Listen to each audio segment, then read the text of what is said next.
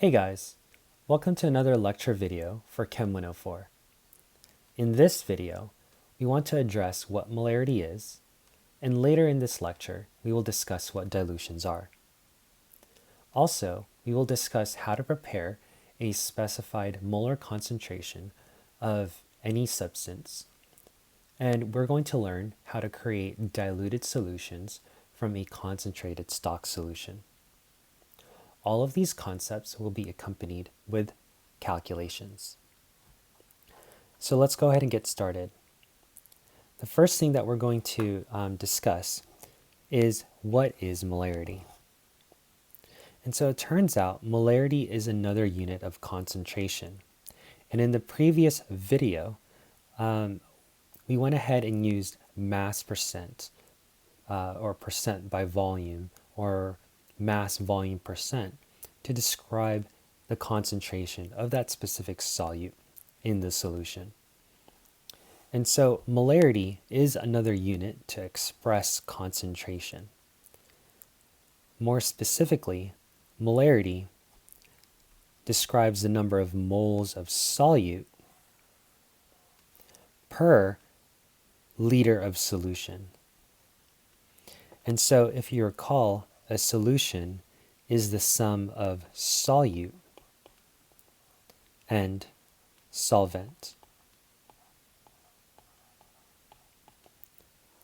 So we can go ahead and summarize this definition of molarity as a mathematical equation.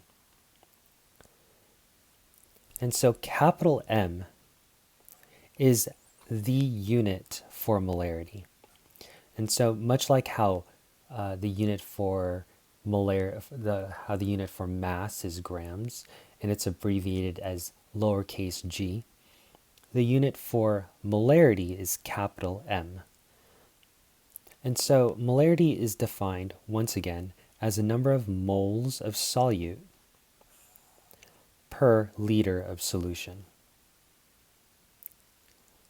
And so this equation informs us a couple of things. One, for us to calculate molarity, all of our unit of amount needs to be converted into moles. And so, for example, if you're given grams of that specific substance, you need to go ahead and convert it into moles by using molar mass as a conversion factor before you can go ahead and plug it into this equation. In the same token, notice that in the denominator, the volume, the unit for volume, is going to be liters or capital L. And so that informs us that if we're given milliliters, we need to do a prefix conversion to convert it into liters before we can plug it into this equation. Now, once you guys have solved the individual parts, you guys are going to go ahead and divide those two values that you guys get. Once you guys divide those two values, that final answer is going to represent the molar concentration or the molarity of the solution. And so sometimes you guys can come across the word molarity be presented in different ways. So if you see molar concentration,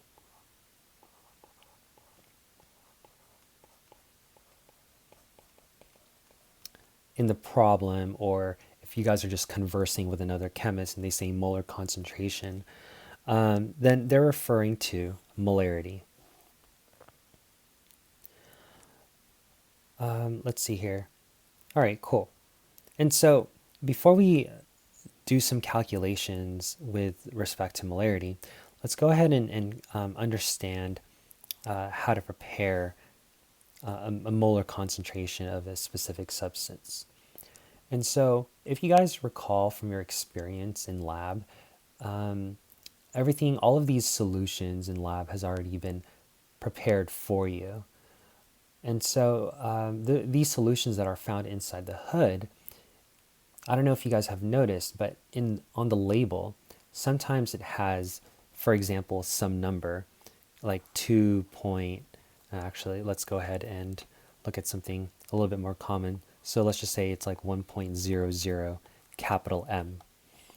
So this is telling you that that's the molar concentration of the solute inside that solution. And so one of the things that I personally feel students need to be able to do is learn how to prepare a molar concentration of a solution. And one way to do this is to kind of decompose the units of molarity. And so molarity is a ratio of moles of solute over 1 liter of solution. And so based on what we learned in the previous chapter, or previous couple chapters ago, we learned that there's a connection between moles and the unit mass. And so in terms of lab practical purposes, or the practicality in lab, moles is kind of difficult for us to measure. Like, we don't have a specific device that'll spew out, mole unit unless it was programmed to do so. And so one of the common tools that we have in our lab bench is a weigh scale. And so if you have a digital balance, it spews out values in mass or in gram units. And so one way to figure out how many moles of solute you need is to kind of back calculate and determine the mass that's required for you to place in that volumetric flask, for instance, to create a molar concentration of a specific substance.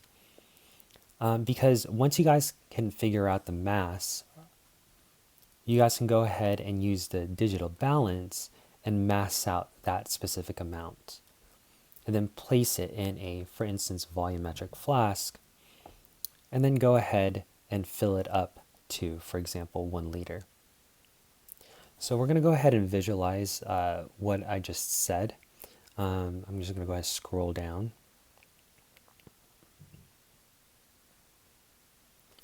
And so let's just say that you wanted to make a 1 molar solution of sodium chloride. And so you guys are going to do this by first figuring out what 1 mole of sodium chloride is in terms of mass units. And so to do that, you guys are just going to calculate the molar mass of sodium chloride. And so it turns out that if you round it to 3 sig figs, the molar mass of sodium chloride is going to be 58.5. And so since you guys are just doing a 1 molar concentration, then you guys are going to mass out 58.5 grams of sodium chloride. And then you're going to go ahead and place that in this volumetric flask. Once 58.5 grams of sodium chloride is inside this volumetric flask, then you guys are just going to add water halfway through first. And then you guys are going to take this volumetric flask and swish it around just to kind of dissolve the solute. And once all your solute has dissolved, you guys are going to fill up the rest of this volumetric flask up to the line. And so we want to make sure that the bottom of the meniscus is hitting that graduated line. And so once you guys have dissolved your solution or dissolved your solute and raised the volume to exactly 1.0 liters, then that's how you create. Then you've just created a 1 molar concentration of a sodium chloride solution. Cool. And so I went ahead and added in a couple of links feel free to Google this in or type this into YouTube. So solution preparation, calculating molarity, and calculating molarity through Tyler DeWitt. He does some really awesome videos. All right, so now that we've learned how to prepare a molar concentration of a solution, we're going to go ahead and accompany this concept with several calculations just to kind of wet our feet, so to speak, in terms of how to use this formula to calculate molarity, or how we can use molarity to calculate something else. Okay, so let's start pretty small.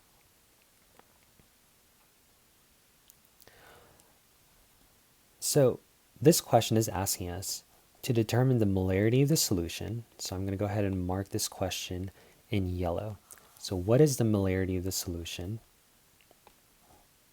if 2.3 moles of potassium bromide was mixed with 450 milliliters of water? Okay. And so since the question is asking us to determine the molarity of the solution, what we're going to do is we're going to write that equation down. So capital M is representing molarity, and that equals to the moles of the solute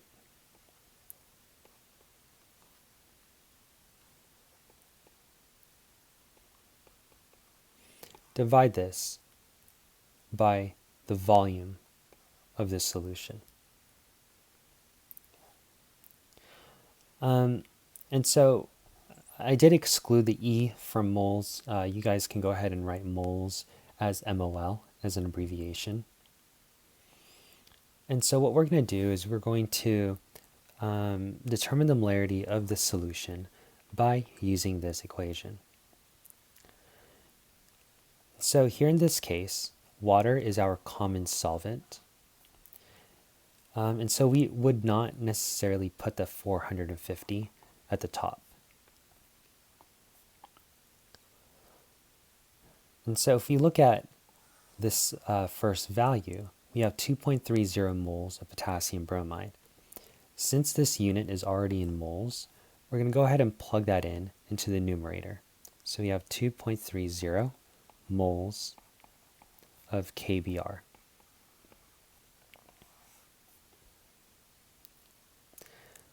And let's see here. So this number of moles was mixed in 450 milliliters of water. And so the total volume of the solution would be 450 milliliters.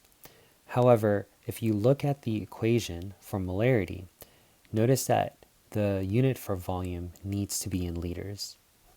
So before we can plug 450 into this equation, we need to convert 450 milliliters into liters.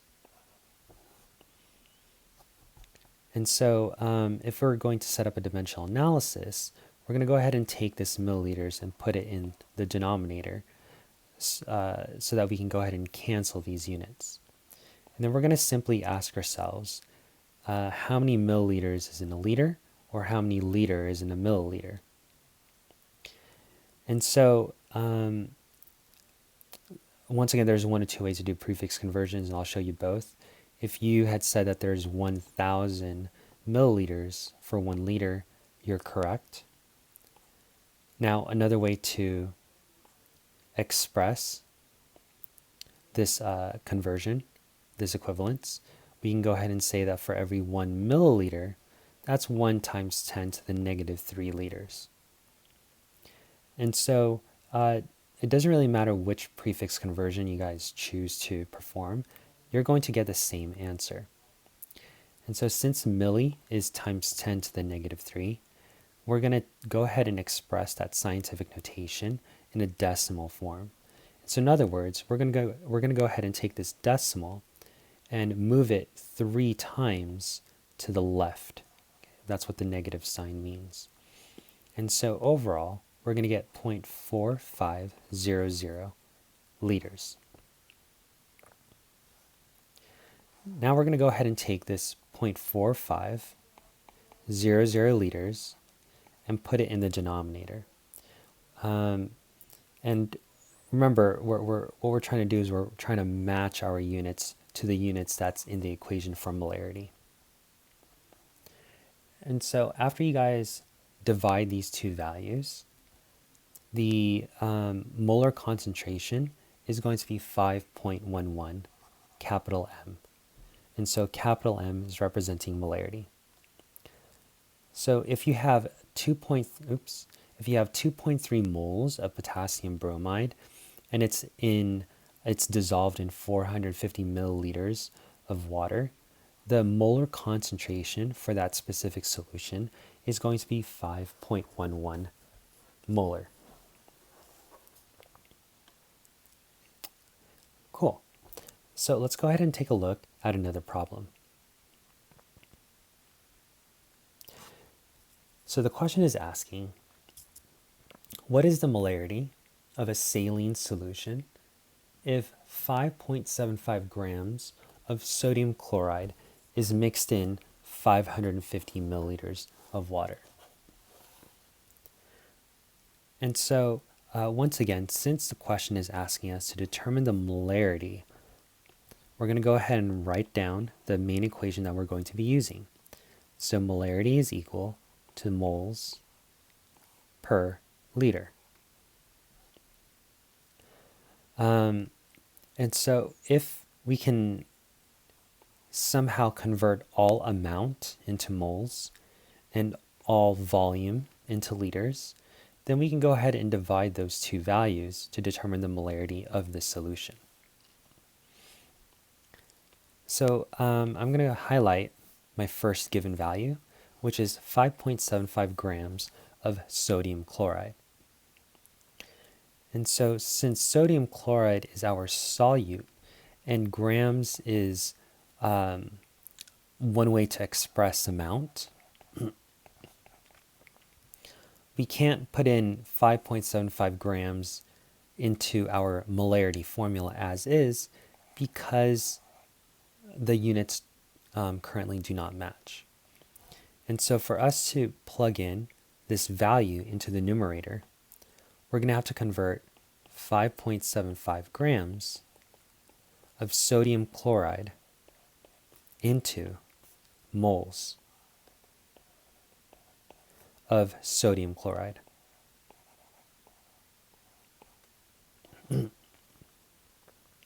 So since this is our solution map, I'm going to go ahead and convert this solution map into a dimensional analysis. And I'm simply going to go ahead and erase that arrow and put in a multiplication sign. And since I want to cancel my previous unit, which is grams of sodium chloride, I'm going to go ahead and place that in the denominator. So grams of sodium chloride is going to be down here. Now, if you look at the unit in this conversion, notice that we have moles and grams. Or if you guys read it from the bottom up, we have grams and moles. The moment that you guys have those two units in a dimensional analysis, those two units together represents molar mass. So I'm going to erase a couple arrows here. So grams and mole together represents molar mass. So this tells us that if we can calculate the molar mass of sodium chloride, we can go ahead and use those values in our conversion. We can go ahead and use those values as a conversion factor to convert grams of sodium chloride into moles. And so to calculate the molar mass, and I'm going to abbreviate molar mass as capital M, capital M. So this is not double molarity, and this is not percent by mass. And so if you recall, percent by mass is lowercase m over lowercase m. And one capital M represents molarity. Two capital M's, I'm going to use that notation to describe molar mass. So to determine the molar mass of sodium chloride, I'm simply going to list the atomic mass and the quantity of each element.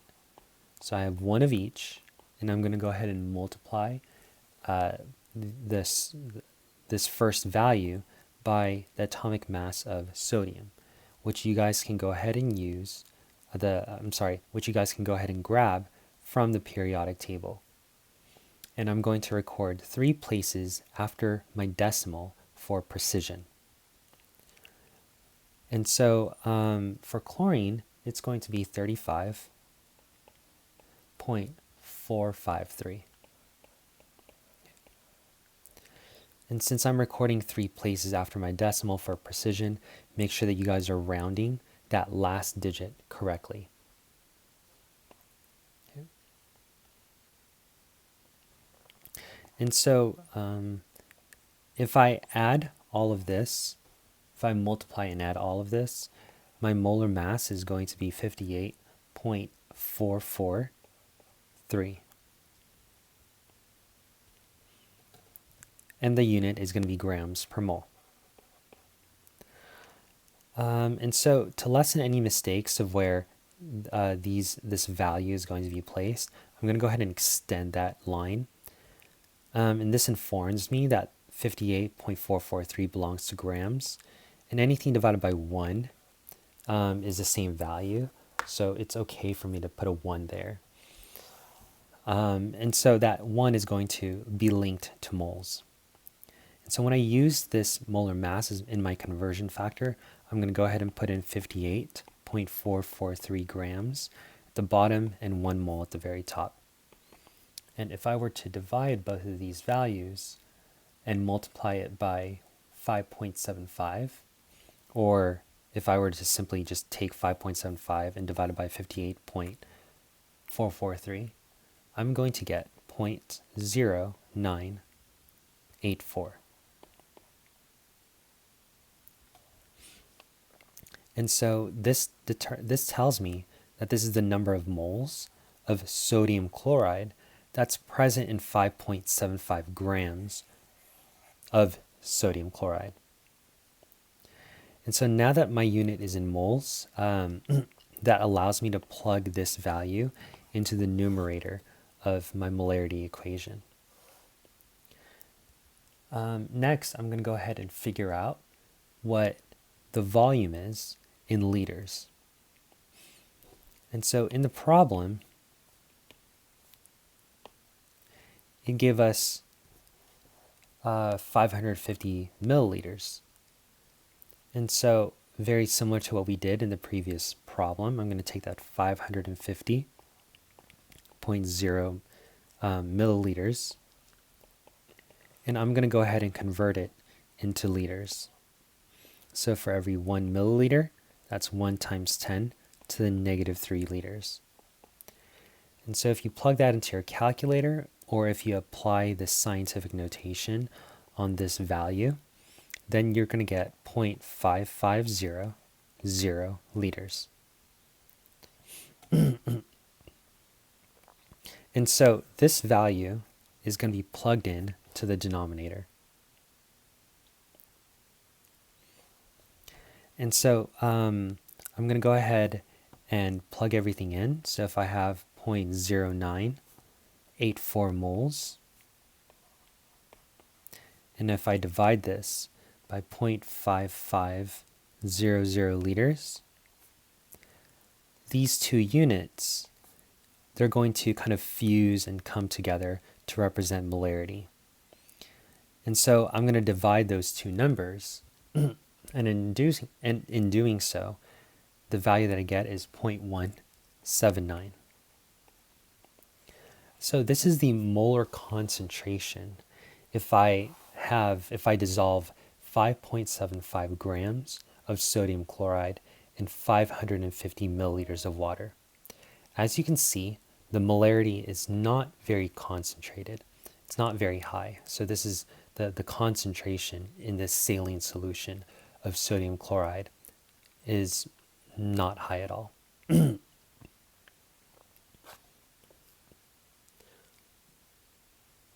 Okay. And so we're going to go ahead and work with one last problem. And let's see here. Yeah, so we're going to go ahead and work through this last problem, then we're going to go ahead and discuss dilutions. So a solution of sodium phosphate can be used as an enema to relieve occasional constipation. And so since this is a GOB course, General Organic and Biochemistry, I think it's fitting for us to talk about constipation in this video. How many grams of sodium phosphate are needed to prepare 125 milliliters of a 1.50 molar concentration of solution? All right, so we're first going to highlight the question. How many grams of sodium phosphate is needed to prepare?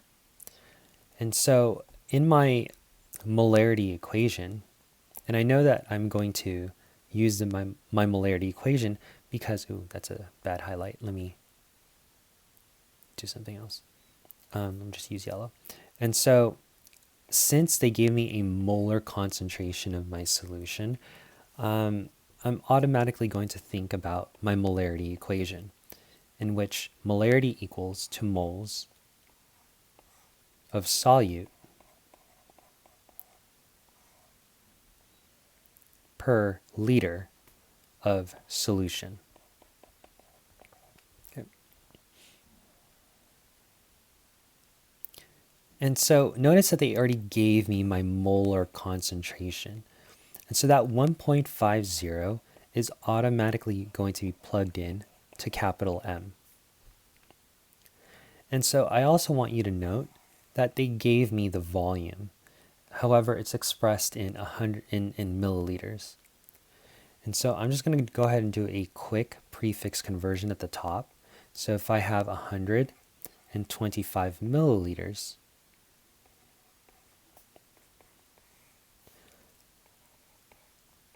for every 1 milliliter, that's 1 times 10 to the negative 3 liters. Now, if you wanted to do, for instance, 1,000 milliliters is equal to 1 liter, that'll still give you the same answer as what I wrote before. And so when you plug this into your calculator, you're going to get 0.125 liters. So this is the volume of the solution that we're going to place in the denominator.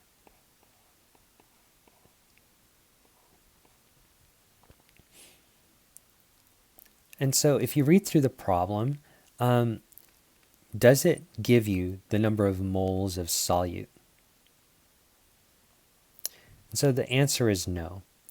And therefore, we're going to go ahead and solve for it. And so to solve for x, or the moles of solute, we're going to go ahead and multiply 0.125 liters to the other side. And so here we have 1.50 molar concentration times this by 0.125 liters. That gives us the value for x. And so in terms of units, canceling units, I need to go ahead and, since we have liters over here, I need to go ahead and rewrite molarity in terms of moles per liter. So we have 1.50 moles per liter. So notice that liters and liters cancels out. So the final unit that I'm going to get is moles. And so I can always translate molarity into moles per liter if I wanted to cancel out my units properly. And so since the value of x, if I divide those two, that's going to go ahead and give me, I'm sorry, not divide. If I multiply those two, that's going to give me 0.188 moles of solute. So let's figure out what this solute is. And so if you think about this solution, so you have a solution of sodium phosphate. And so it doesn't make sense for our sodium phosphate to be our solvent, just because it's naturally like a solid.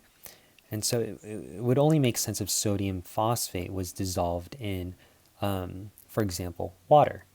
And so therefore, sodium phosphate is going to be our solute. So we're going to say that this is 0.188 moles of sodium phosphate.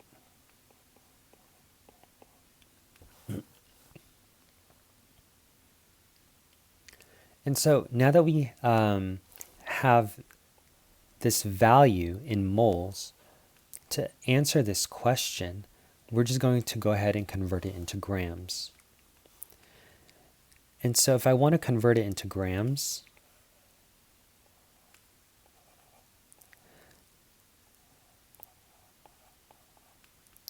so notice that I'm going from moles to grams. This is going to be a one-step dimensional analysis problem where I'm going to erase this stuff here. Oops. Where I'm going to take moles of sodium phosphate and put it at the bottom. So moles of sodium phosphate. So that way these two units can cancel out.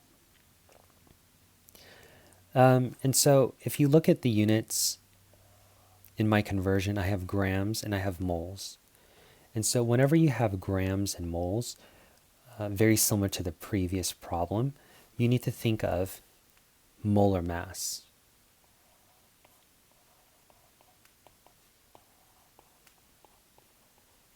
And to calculate the molar mass, you need to use the atomic mass found in the periodic table of elements. And so since the identity of the compound is sodium phosphate, I'm going to go ahead and list out sodium, phosphorus, and oxygen. So there are 3 elements in sodium phosphate. There you go. It's probably better if I zoom in.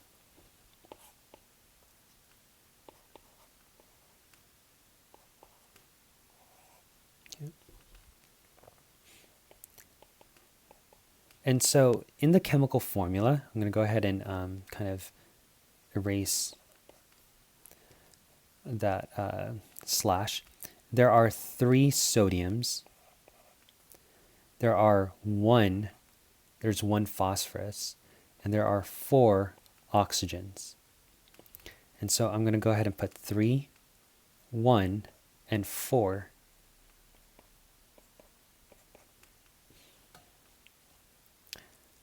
So now that I have the quantity for every single element that's found in the chemical formula, I'm going to go ahead and multiply it.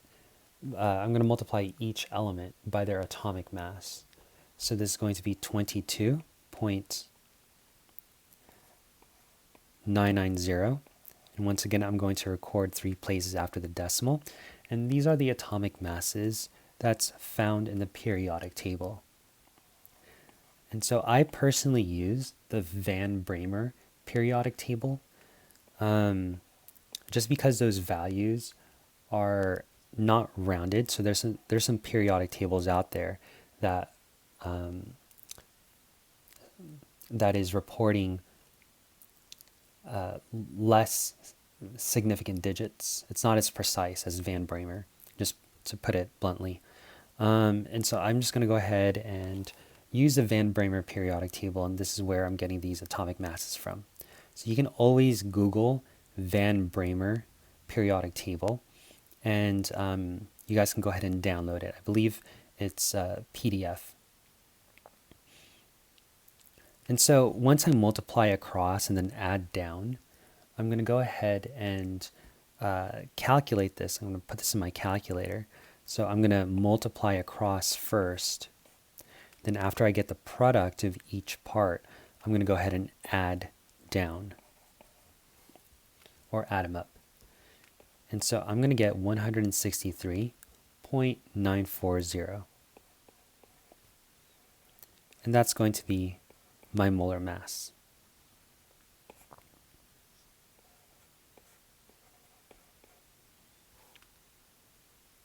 And so I'm going to go ahead and extend that line, reminding me that 163.94 belongs to grams and the 1 belongs to mole.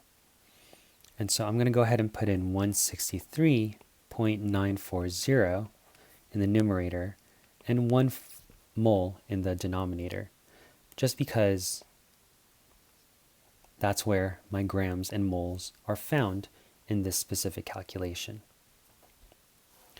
And so I'm going to go ahead and multiply 0.188 and 163.940, and then I'm going to divide that answer by 1. And so the answer that I'll get is 30.8 grams of sodium phosphate. And so this is telling me that if I measure out 30.8 grams of sodium phosphate, you place it in a volumetric flask. So the volumetric flask looks like that long, it has a long neck and then a bulb. So if I place 30.8 grams into this volumetric flask and fill this flask to 125 milliliter, to the 125 milliliter mark, and if I dissolve everything and all of that stuff, then my molar concentration that I've just made is 1.5 molar. So that's pretty cool stuff. So hopefully this, by going through these 3 problems, it introduces you on how to use molarity, whether or not to solve for molarity or solve for grams. There is another variation that you guys can see. So for example, if the problem gave you grams, and it gave you molarity, the question can ask you to figure out volume, right? And so in this case, you would have to convert grams into moles, and then you're going to plug that into the numerator. You're going to plug in molarity, where molarity is found, and then you're just going to go ahead and solve for liters of solution, the denominator. And so I do encourage you to work through the worksheets that I posted on Canvas.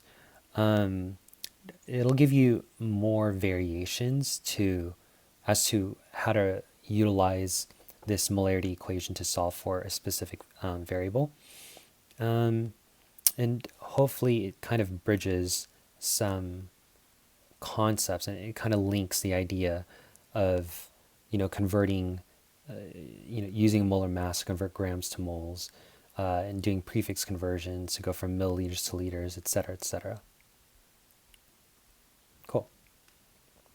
All right, so I'm going to go ahead and skip this problem. It's very similar to this problem. However, I do encourage you guys to work on this problem on your own. And so the question is asking how many milligrams of sodium phosphate are there? And the answer is going to be 0.102 grams. I'm sorry, 0.102, oh wait, hold on. This is going to be milligrams, so it's 102 grams. And if I want to convert that into milligrams, it's going to be 102,000 milligrams. Okay. And so if you guys are going to be doing this problem on your own, you guys should get this as your answer. So go ahead and try that out. All All right, so let's go ahead and talk about the next topic, which is dilution. And so you guys perform dilutions on a day-to-day basis, especially if you like make your own mixed drink. So for example, if you go out to the grocery store and you purchase like a concentrated drink, and when you tried it, it's like a little bit too sweet. I've seen some people actually do this in restaurants also, where they like get their cup and then they pour some soda or some lemonade or whatever. And then when they try it, they kind of have that like, ooh, this is a very sweet drink type of look at their face. And so one way to lessen the sweetness is to basically add water. And when you add water, you're diluting the number of solutes in that specific solution. And so whenever you guys are talking about dilutions, you guys are typically starting from a highly concentrated solution, and then you're going to add solvent. In this case, you typically add water, and the result of you simply the result of you simply adding in more water is that your solution becomes diluted. The main important thing about dilutions that you guys have to keep in mind is that you are not adding or taking away any solutes whatsoever. And so the original number of moles of solutes is still present in that solution. However, the volume is much greater, and so therefore it is diluted. And so here's an example of what I was referring to. So you can go to the store and buy this concentrated can of orange juice. And so if you were to try this concentrated can of orange juice, it would typically be way too strong for our palate, way too strong for our taste. And so one way to dilute the strength of that orange juice concentrate is to add in more water. And so let's go ahead and take a look at this concept a little bit more, but we're going to go ahead and do it through, particles and particles in solution. So let's just say that in this image, so we're going to put on our molecular goggles, and we're going to say that we have this amount of orange juice,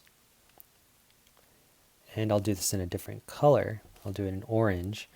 You have this amount of orange juice particles, right? Whatever it is. Okay. And so here I have 1, 2, 3, 4, 5, 6, 7, 8, 9, 10, 11 orange juice particles.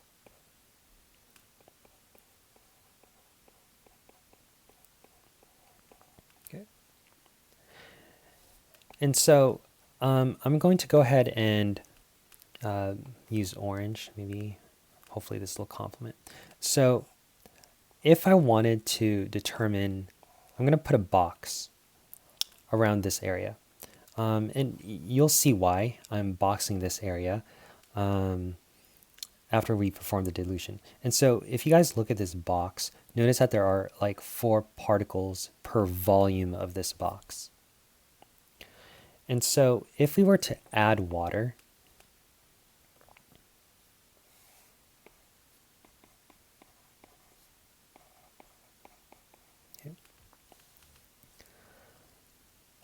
so let's just say that we added this amount of water. The number of particles that we have in that volume is still going to be the same. So we're going to have like 1, 2, 3, 4, 5, 6, 7, 8, 9, 10, 11. Okay. Maybe I'll put like a couple down here or something like that. 1, 2. Okay. Make sure it's evenly distributed. And so I want you guys to notice that there is now more volume after the dilution. So we increase the volume after the dilution. And if we place that same box around the same location, so I'm going to try my best to kind of mimic it. So notice that there is less solute per given volume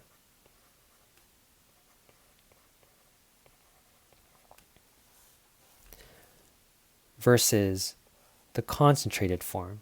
So here there are more solutes per given volume.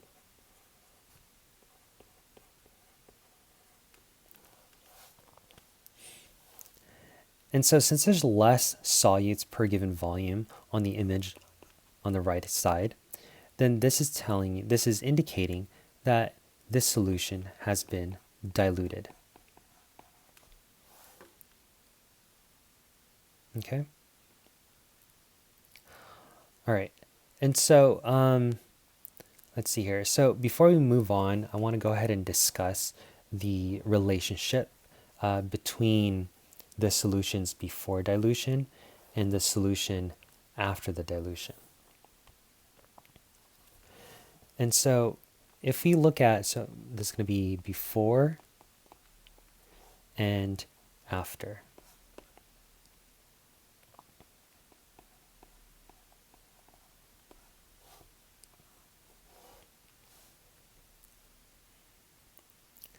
And so if we look at the volume before we added water, and we compare that to the volume after adding water, notice that there's more volume.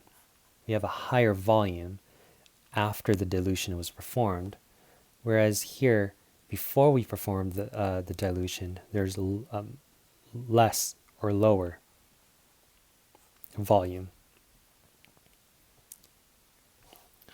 And so if we look at concentration or molarity, so this is referring to, amount of particles per volume, but for now we're just going to be focusing on particles. And so here in this box that I drew, there's like a lot of particles in that given in that given space. Whereas here there's less solutes or less particles in that given space. And so before the dilution, the molarity, the concentration is much higher. And then after the dilution, the molarity is much lower. And so as you can see, there's an inverse relationship between molarity and volume before and after the dilution. And so what we're going to do is we're going to use this concept to kind of visualize what's happening in a word problem. And so I'm just bringing it up very early on. I'll go ahead and kind of reinforce this concept as we work through some of these problems. Okay. And so in chemistry, let's say, for example, you're a lab tech, and you're trying to prepare solutions for students to use to perform in a chemistry lab. It's really inefficient for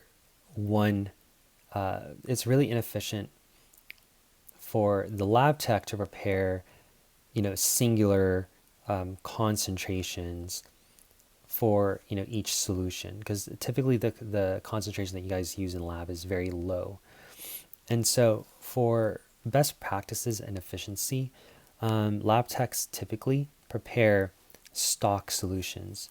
And so these stock solutions are typically more concentrated than what's actually required for the experiment.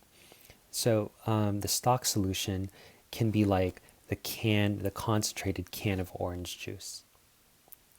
And so once you have a stock solution, then the lab tech takes a small portion of that concentrated stock solution and they place it in a new beaker or in a new, like for example, a volumetric flask. And then they dilute it to a certain value with water so that they can obtain a specific concentration. Okay. And so, just to kind of draw out what was said in that paragraph. So let's just say that we have this, stock solution.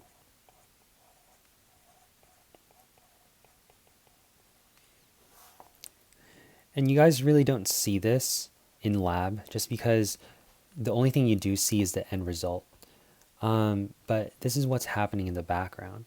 So, there's a stock solution that's prepared and it's highly concentrated. So I'm just going to go ahead and put in like a lot of dots to represent a highly concentrated number of particles inside this solution. And so what's going to happen is that a certain volume, is going to be transferred out of the stock solution.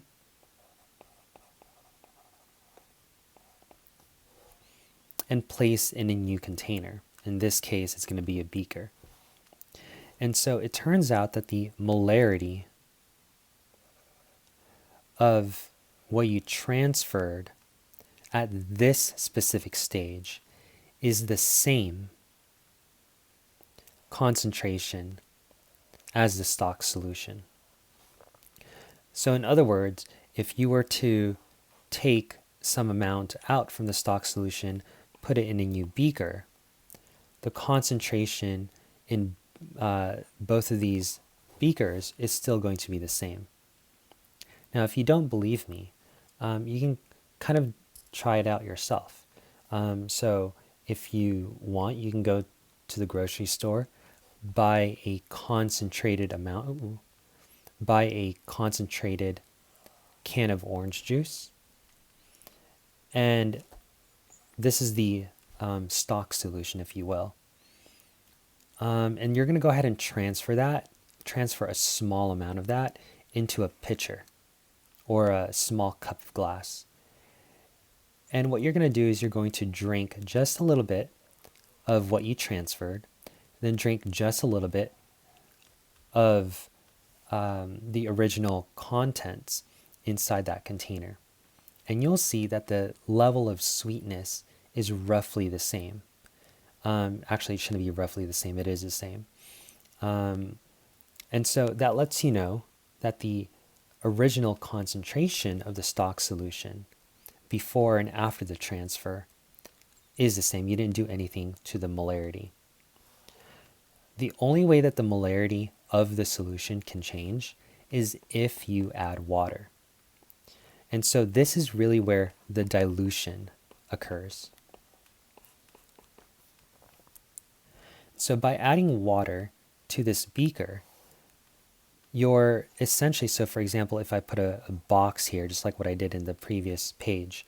So here in this given space, in this given volume, there's 3 particles. If I were to box that same space, there's only like 1 particle. And so by adding more volume, by increasing the volume by adding more water, you're essentially diluting the concentration. So therefore, you have a lot less concentrated solution. And so going back to this idea of, this this concentrated can of orange juice, once you add water to that specific concentrate, and it's a little bit more tolerable on your palate to drink. It's not as sweet.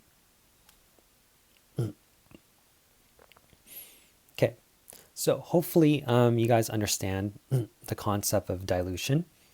And we're going to go ahead and we're going to go ahead and apply this concept in a word problem type setting.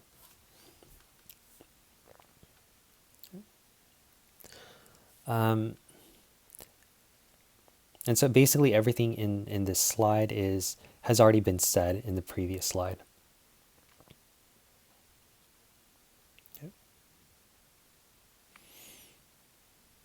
And so before we, I apologize. So before we talk about before we talk about calculating dilutions, we need to talk about the equation. And so to quantify these diluted values, we're going to go ahead and use this relationship where m1 times v1 is equal to m2 times v2. And so this is very similar to the gas law equations. So remember that there's an inverse relationship between molarity and volume. And so if you were to multiply this by, I don't know, just some constant, doesn't really matter what it is,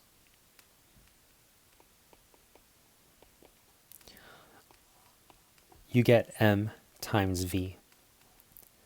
And so if m times v represents your initial concentration and initial volume, it's proportional to the molarity after the dilution and its volume. Okay. And so for the purpose of this course, if you just memorize m1 v1 is equal to m2 v2, that's perfect. And so let's go ahead and talk about what these variables represent. So m1 represents the initial concentration. So I'm going to highlight that here. V1 can actually represent two things. It can represent the initial volume, or it can represent how much volume is needed from the stock solution to prepare a new diluted solution. And so V1 can represent the transfer from the stock solution to a new container. Okay? And so typically you would solve for V1 if you wanted to do some type of like solution preparation. And we'll go through some calculations so that way you guys can understand how to apply it in a word problem type setting. Okay. So V1 can represent how much volume is needed from the stock solution to prepare a new diluted solution, or V1 can represent the initial volume.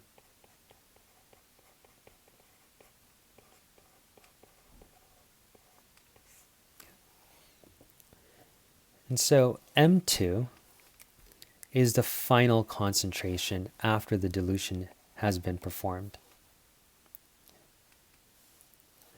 It can also represent the desired concentration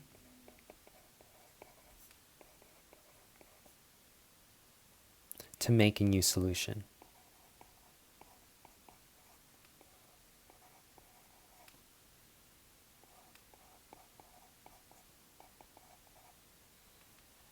Actually, the desired concentration of a new solution.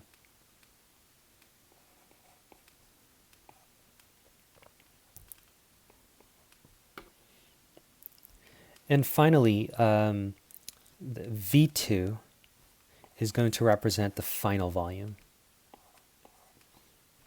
And so the final volume is always representative of the total volume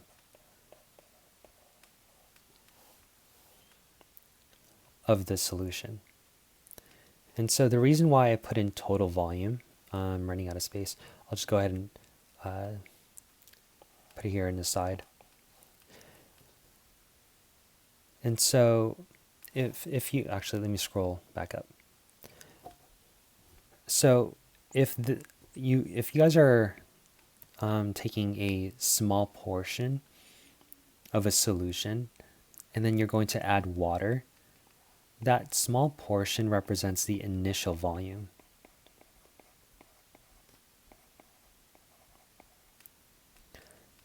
When you're pouring this water into the into the beaker, that's not representative of the final volume. The final volume, so this just represents how much water was added. And so the final volume is the sum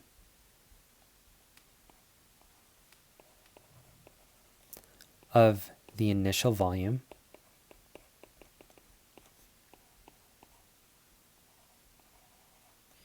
and the amount of water that was added.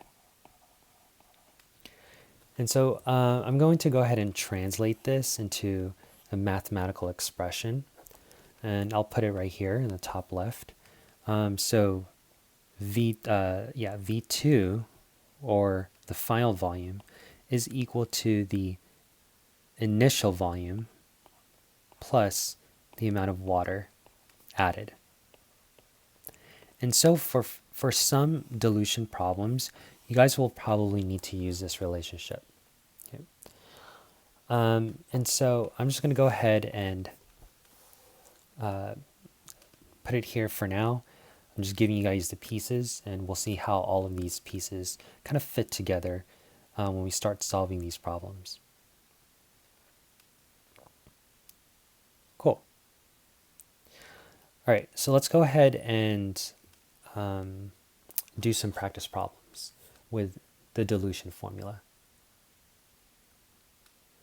And so if 45 milliliters of water was added to 250 milliliters of a 0.75 molar potassium sulfate solution, what is the new concentration of the diluted solution?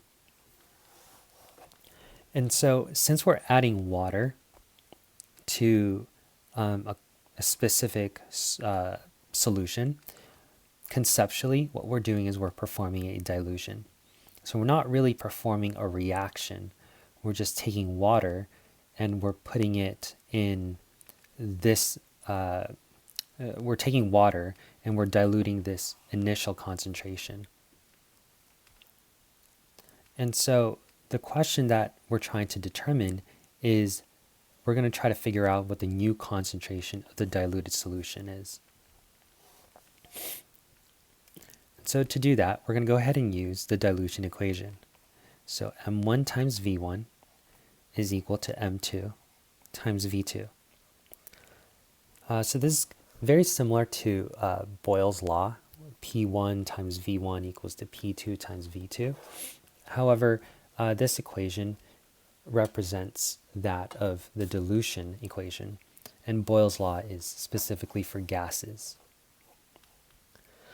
And so in terms of rules for units for the dilution equation, just as long as M1 represents molarity, and V1, so M1 and M2 represents molarity,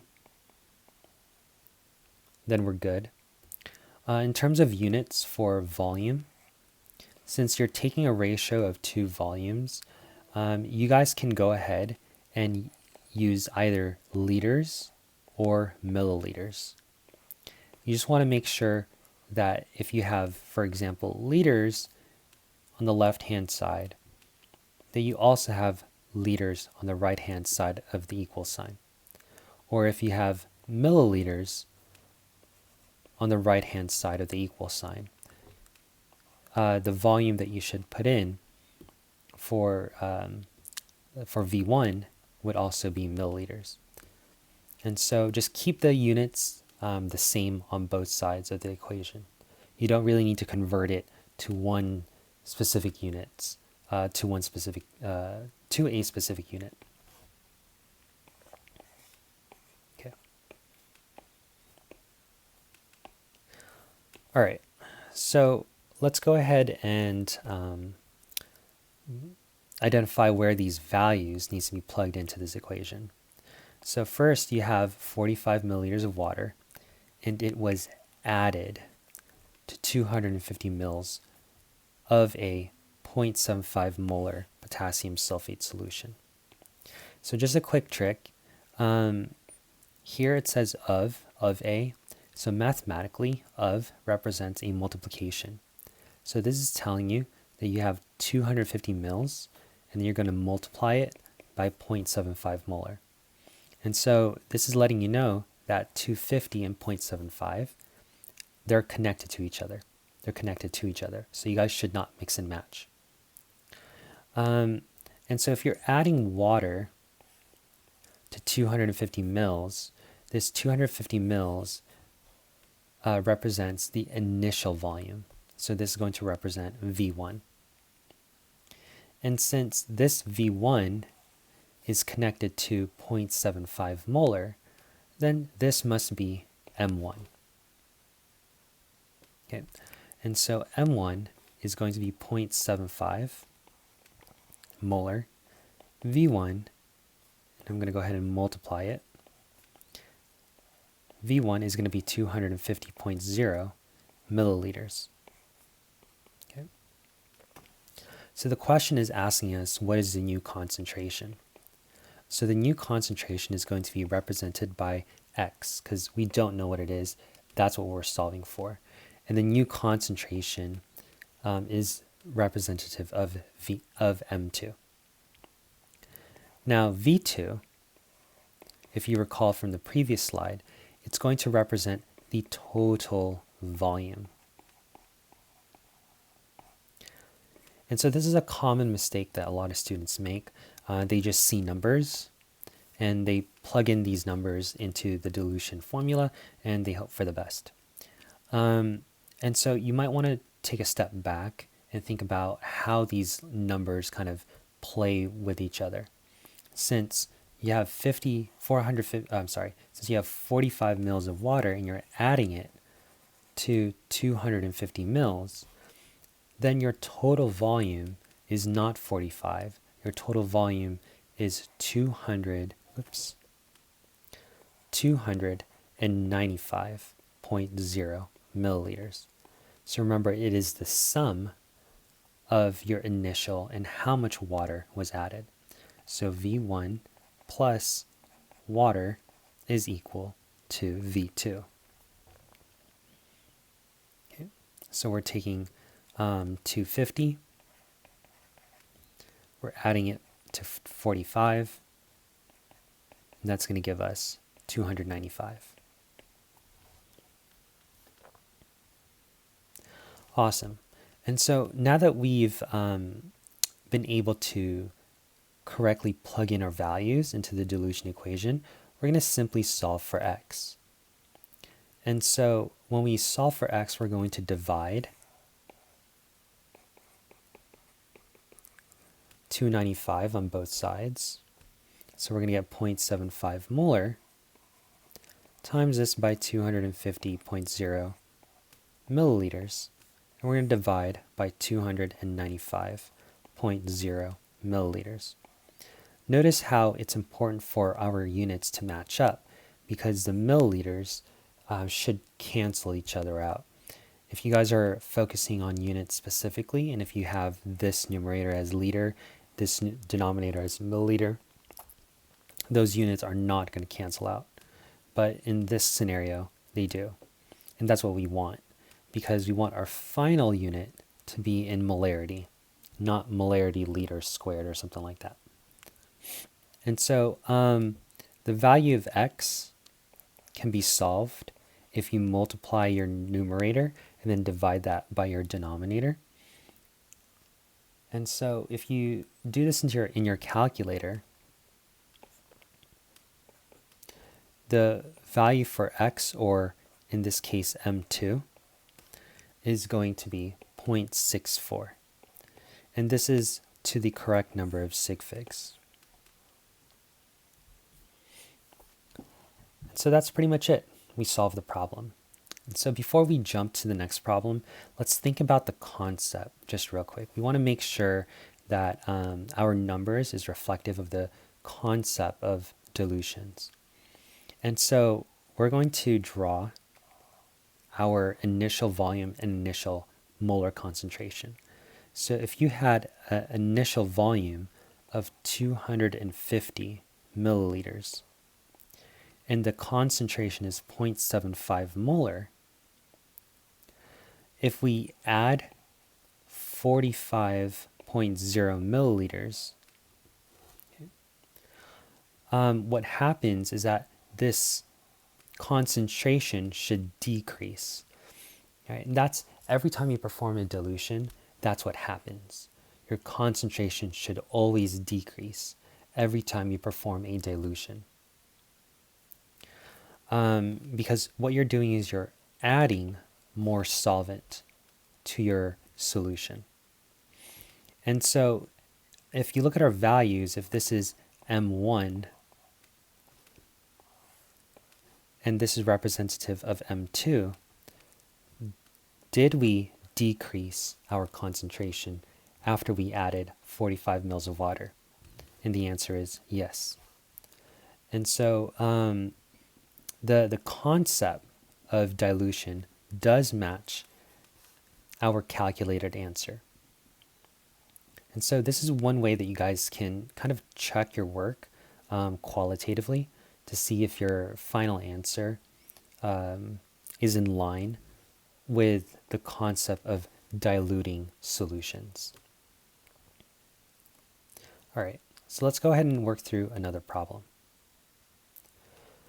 So how much volume can be made from diluting 450 milliliters of 9.5 molar sodium chloride to a concentration of 1.25?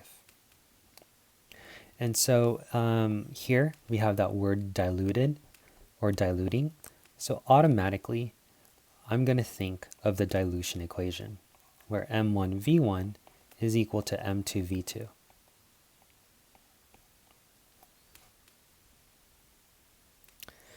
And so the question is asking us how much volume. And so there are two volumes in our dilution equation. It's either V1 or V2. For us to whittle down which of these two volumes we're going to solve for, we need to keep on reading this problem. And so we have 450 mils of 9.5 molar sodium chloride. And so notice that this problem says that we're going to dilute this to a concentration of 1.25. And so we're going from 9.5 to 1.25. And so if you recall from what I just mentioned in the last part of the previous problem, your concentration is always decreasing. It's always going down after you perform a dilution. So that's telling us that 9.5 molar must have been the original concentration. And 1.25 molar is going to be the diluted concentration. And so once again, we see this word of. This of connects these two values. It connects the 450 and the 9.50. And so this is telling us that 450 must be our initial volume. And so therefore, what we're actually solving for is V2. Okay? How much volume can be made? So this is implying how much total volume will we get if you dilute, if you go from 9.5 molar concentration to a diluted concentration of 1.25. And remember that when you're diluting your solution, you're always increasing in volume. And so our V2 answer, our answer for V2 should be much greater than 450 because we're adding water to dilute 9.5 to 1.25. All right, So let's go ahead and start plugging our numbers in.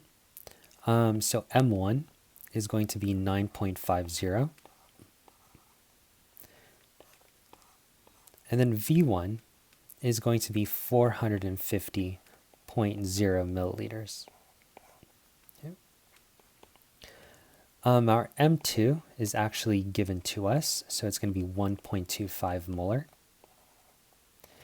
And in this scenario, we're trying to determine the total volume. Okay. And so we don't really need to add anything. It's not asking us how much water is required to get to the total volume. It's just asking us what is the final volume after you dilute 450 mils of 9.5 molar sodium chloride concentration to 1.25. And so we're going to go ahead and divide 1.25 on both sides. Oops. Okay. Leaving us with V2 on the right-hand side. So notice that the molarity unit cancels, and we simply just have milliliters as our final answer, as our final unit. And so if you plug all of this into your calculator, what you're going to get is 3,420 milliliters. Right, that's a lot of volume. That's 3.4 liters. And so a soda can is like what, 2 liter, or so a soda bottle is 2 liters. So you have almost like a soda bottle and a half. So that's a lot. And it makes sense because here we're starting off with a very highly concentrated solution, and we're really, really, really diluting this down to a low value. And so for us to go from 9.5 molar to 1.25 molar, we need to really add a lot of water. And it turns out that after we added a whole bunch of water, the total volume is going to be 3,420 milliliters.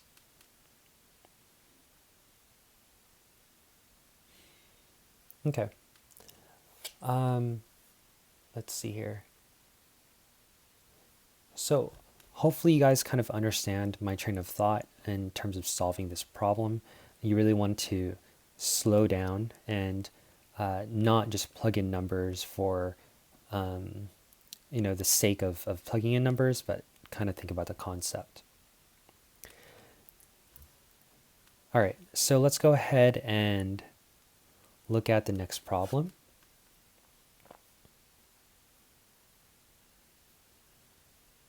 And so here acids are caustic and strong attention to safety is needed to prevent chemical injury. For students to learn in a safe lab environment, as a lab tech, how much water would need to be added to 675 milliliters of 0.650 molar hydrochloric acid to produce a 0.5 molar solution. And so in this case, the question is asking how much water is needed to be added. And so in the dilution equation, let me take a step back. Since we're adding water to hydrochloric acid, we're not performing calculation. Rather, we're just diluting the hydrochloric acid solution so that it's safe for students to use, or safer for students to use. And so if you look at the dilution equation,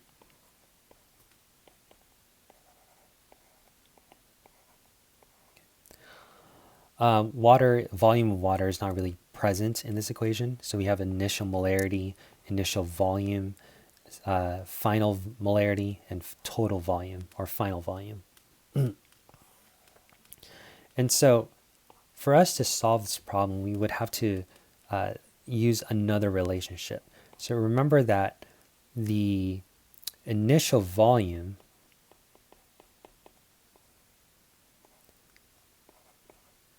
or V1, plus the amount of water that's added is equal to the total volume, or V2. Okay. And so if we want to know how much water was added, we're going to have to, we need values for V1 and V2. So let's look at what we have. So how much water would need to be added to 675 mils? And so it sounds like the 675 is how much we already have. So this is the initial volume. Okay.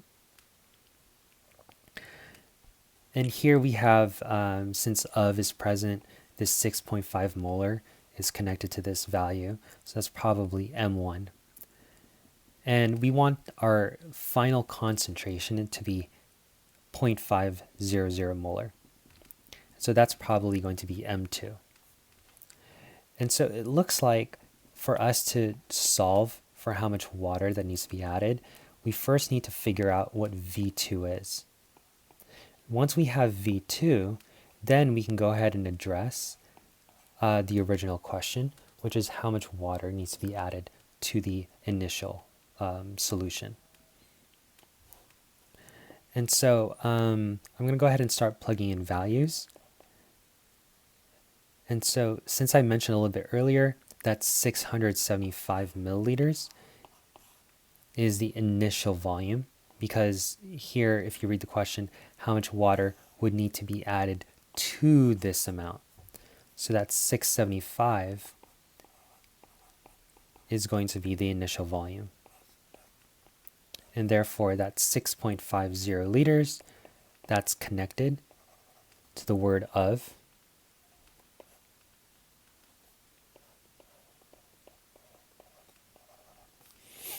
Is going to be the initial concentration. And it's going to produce a 0.500 molar concentration solution. And therefore, the only variable that's left is V2. And so, sorry, this is molarity units.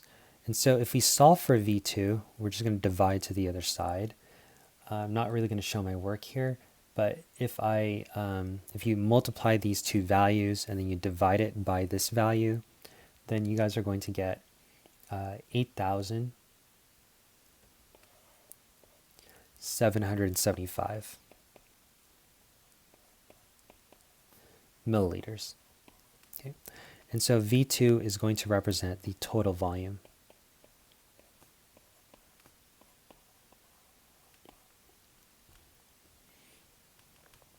Now that we have V2, we can go ahead and plug that into this second equation, where V1 plus the volume of water that we're going to add to V1 is equal to the total volume, or V2.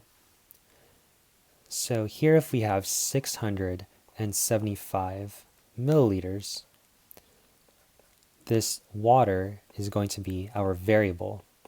And we're going to go ahead and plug in 8,775 milliliters for the total volume. Okay. And once again, let's just look at initial volume and final volume. The initial volume is less, far, far, far less than the final volume. And we want to understand why. So if you look at the concentration, you're going from 6.5 molar, so that's something that's highly concentrated, to something that's 0.5 molar, that's not really concentrated at all. And so you probably have to dump in a whole bunch of water just to get 6.5 molar reduced to 0.500 molar. And to quantify that, to determine how much water was actually added, we're going to go ahead and solve for water. So we're going to subtract 675. And so the amount of water that was added to this system is going to be 8,100 milliliters. So this is a absolutely like obscene amount of water, but this is something that can happen in real life.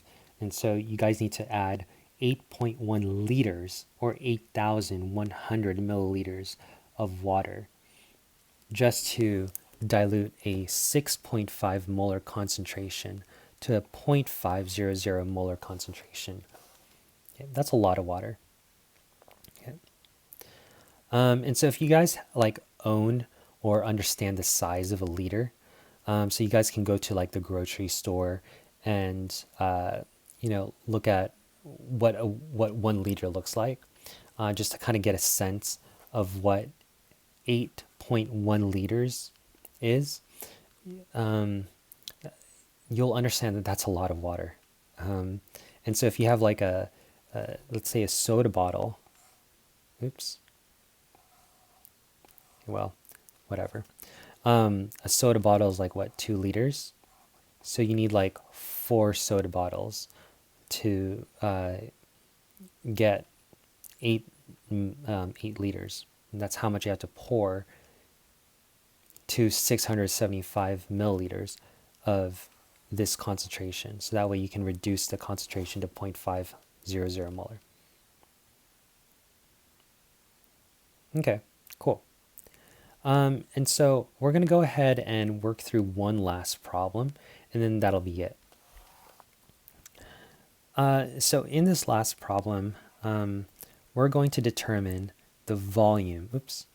We're going to determine the volume in milliliters. So how much volume in milliliters from a 3.25 molar stock solution is required to prepare 125 milliliters of a 0.75 molar solution. And so since we're trying to prepare our solution, we need to go ahead and use the M1V1, the dilution equation.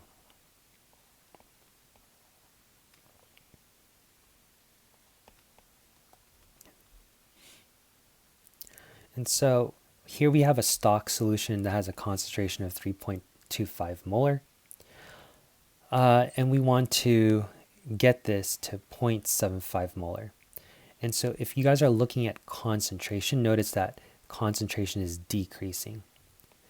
And if you, remember back to a couple of slides, I mentioned that when you dilute something, you're always going from a high concentration to a low concentration. And so therefore, this 3.25 must be M1. And this 0.750 molar must be M2.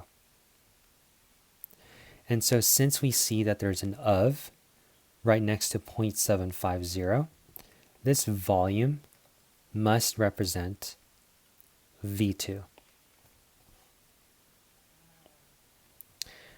And so we're going to go ahead and bring that down. So we're going to go ahead and plug in those values. So M1 is going to be 3.25 molar, and M2 is going to be 0.750 molar, and V2 is 125.0 milliliters. Okay.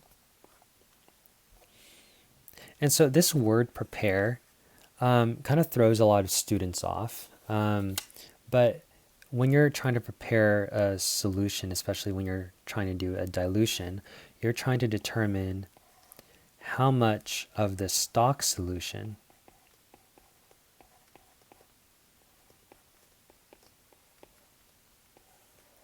needs to be transferred into a new container so that you're going to add water to this new container to dilute it to the desired concentration. And so this transfer of the stock solution to a new beaker is representative of V1. That's technically the initial volume. So how much volume at that concentration do we need to start with so that we can prepare 125 mils of a 0.75 molar solution? Okay. So hopefully that clarifies that word prepare and how it kind of plays into this problem. So this preparation requires us to solve for V1.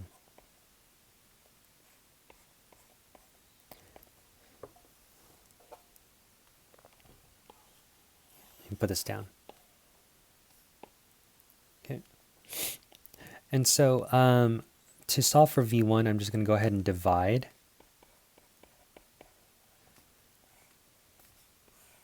uh, 3.25 to the other side. Notice that the molarity will cancel. And if you plug in what you have, so 0.750 times 125, divide that by 3.25 molar. If you plug that all into your calculator, you guys are going to get, let me see here, 28.8 milliliters. Okay. And so that's telling you that you need to transfer 28.8 milliliters of the stock solution, or from the stock solution, to your new beaker or a volumetric flask. And then once you transfer 28.8 milliliters, you're going to dilute it with water until you get 0.750 molar solution. Okay. And so the second question addresses how much water. So it's asking how much water do we need to add to this initial volume so that we can get 125 mils of solution, so that the concentration is going to be 0.750 molar. And so if we know our initial volume, so our initial volume is 28.8 milliliters, we want to solve for water. We want to know how much water we need to add to obtain 125 mils of solution. So remember, this is representative of V1, and 125 was that total volume, and so that's going to be V2. So if I subtract 125 and 28.8 milliliters, I'm going to get 96.2 milliliters. So this is how much water I need to add to 28.8 mils. And once I add 96.2 mils of water, that's automatically going to reduce my concentration from 3.25 molar down to 0.750 molar. Okay. And so that's pretty much it. So hopefully you guys kind of understand how to use the dilution equation. The math itself is pretty simple, right? It's just multiplication, division. However, the difficulty in the dilution equation is how to, apply it, right? Like, where do you put M1? Where do you put V1? How do you know when you have to solve for water and all of that stuff? So I encourage you to just rewind the videos to the point where I'm showing the problem without my work, and then just pause it and then work through the problem, and then fast forward the video so that you guys can see the final answer. Okay.